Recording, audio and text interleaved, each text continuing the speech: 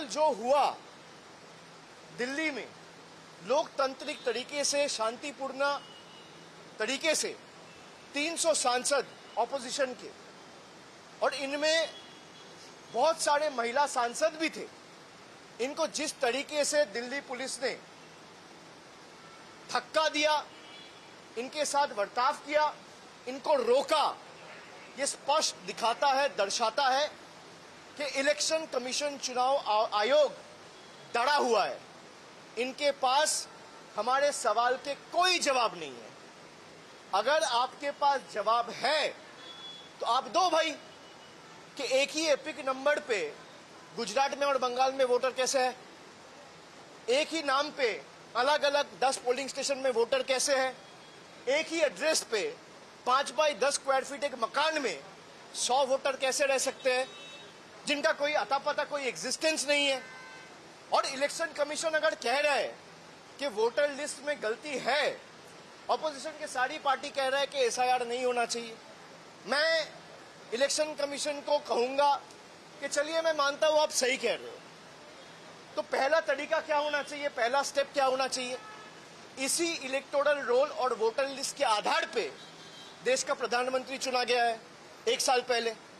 इसी voter list और electoral roll के आधार पर बीजेपी के 240 सांसद चुने गए हैं।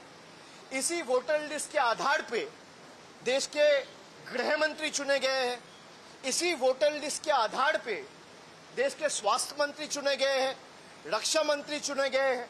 इसी वोटर लिस्ट के आधार पर जो इलेक्शन कमीशन कह रहा है जिसमें फेक वोटर है, इसी वोटर लिस्ट के आधार पर यही सांसद जो चुने गए हैं वो आने वाले दिन में राष्ट्रपति चुनेंगे, उपराष्ट्रपति चुनेंगे। तो पहला कदम चुनाव आयोग का यह होना चाहिए कि अगर वोटर लिस्ट में कोई भी इरेगुलरिटी है तो भाई लोकसभा डिसॉल्व होनी चाहिए। आप लोकसभा डिसॉल्व करिए, पूरा देश में एसआईआर करिए, कोई दिक्कत नहीं है।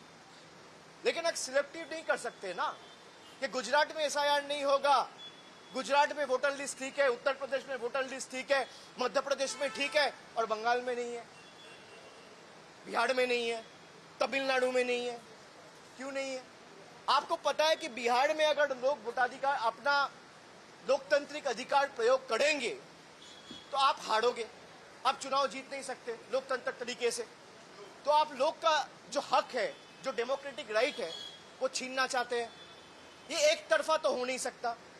जो नियम और जो कानून आपके लिए एप्लीकेबल है, वही नियम और वही कानून इस देश में, अगर मैं बंगाल में हूं और आप गुजरात में हैं तो एक ही कानून है।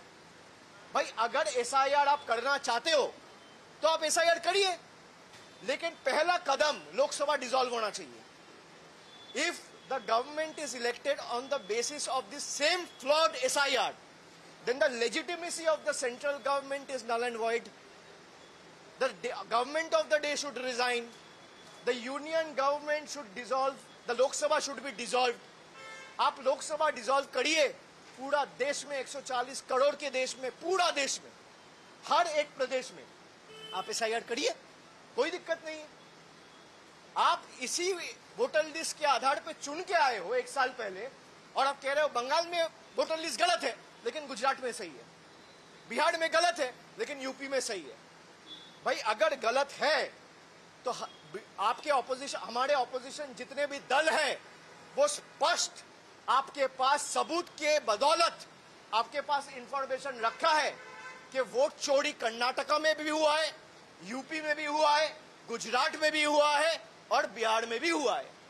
और बीजेपी ने वोट चोरी करके इलीगली, अनएथिकली, अनकॉन्स्टिट्यूशनली पावर में आया है।